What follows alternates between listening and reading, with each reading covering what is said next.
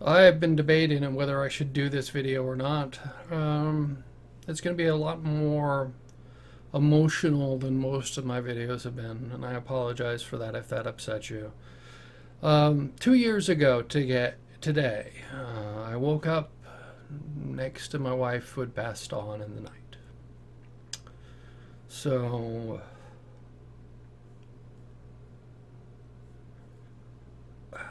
it's been an interesting 2 years.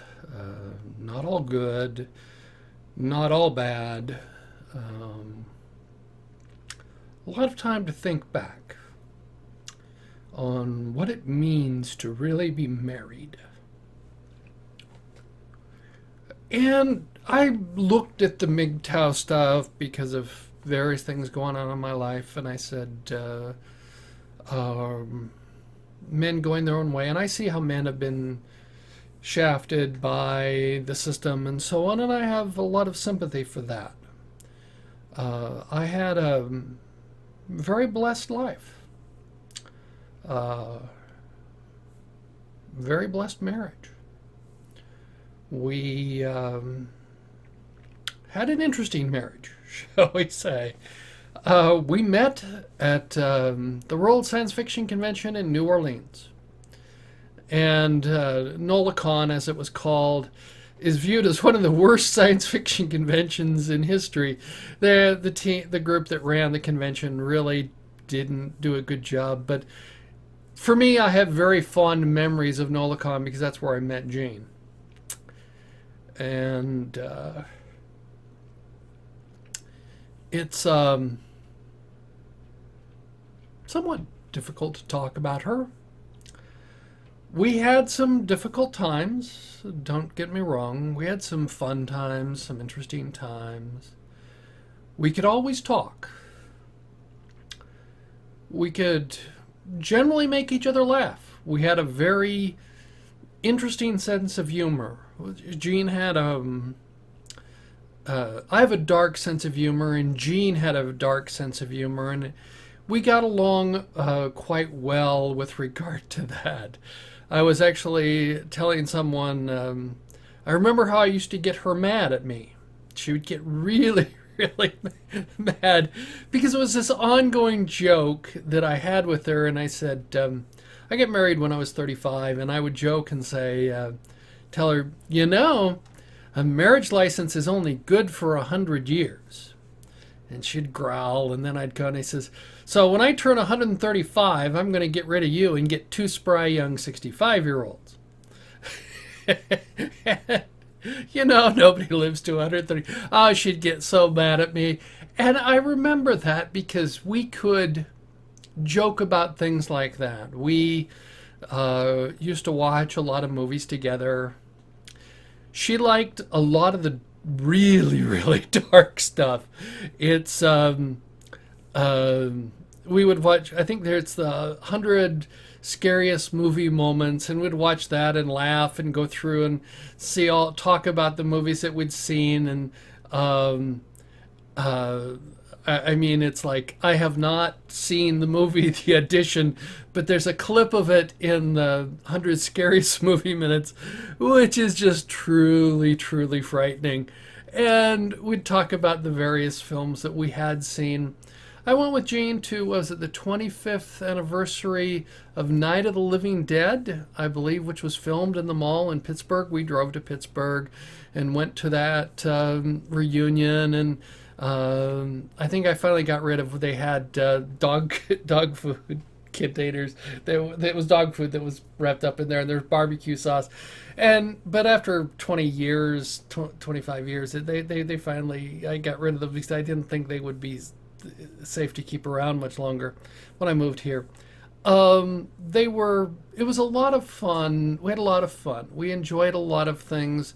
She showed me some films that were truly bizarre. If you haven't seen it, and if you've got a really dark sense, take a look at Hanzo the Razor. Truly a bizarre Japanese flick, which is truly underground because it talks about rape and various things like that, and shows rape, and it's a strange film.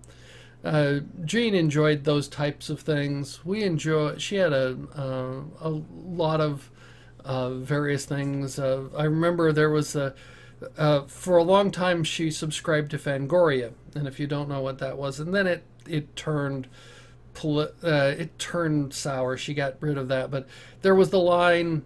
How many of you have ever seen? It was the introduction to the television show Quincy, where he played the medical examiner, and he wants to get out of there, and so he has to do this introduction to the police candidates, and so he says, "Okay, well, we got this victim who's been in the water for a week." Put that one on the table. And so when the candidates walk in, and they're a lot of them just start gagging and can't handle it, and then he flips the sheet off. No, he says he flips the sheet off, and the rest of them just go, "Oh God, I just can't handle it." Most of them, and he says, "Oh, and today we're in for a normal treat. Normally we just split down, but we do what's called today we're going to do the lazy S." And he gets out the bone saw and starts cutting, and nobody is standing. Well, the line from Fangoria was, "You are a Fangorian if you really wanted to peek under that sheet." And you go, "Okay," because it never showed anything on television. But we liked various things like that, and we had a lot of fun. She made me laugh a lot. And I think that's the most important thing in marriage. If you can make each other laugh, if you can laugh together, if you can enjoy things, if your hobbies are the same, if your passions are the same, and I'm not talking about sex, I'm talking about what you really enjoy, what makes you you, what do you really want to do. And we both like science fiction. She liked more into the horror genre. I like more into the military science fiction. She didn't care for that as much, but we both watched those films, and we watched them a lot, and we enjoyed that. We enjoyed, when she was healthy, we went to all the haunted houses. The Halloween was the greatest time. She would dress up, and some truly strange things. We went to science fiction conventions. We went to a science fiction convention dressed as raisins. Okay. Perhaps you've heard the song, "I Heard It Through the Grapevine." Well, it was the Raisins. That there was a series, I can't remember when it was, but it was the bunch of commercials on TV about raisins, and it was using "Heard It Through the Grapevine" as the background music. And so we dressed up as sentient raisins for world domination, and went to a world science fiction convention that way. That was a hoot. Going on the we're in California, and I can't remember exactly where, but going on the public transit dressed as raisins. So you have to have a lot of fun. I miss her a lot. Those of you who know me a little bit better, I don't drink very much, but I thought tonight I'm going to have a toast to someone who's gone ahead. To Jean.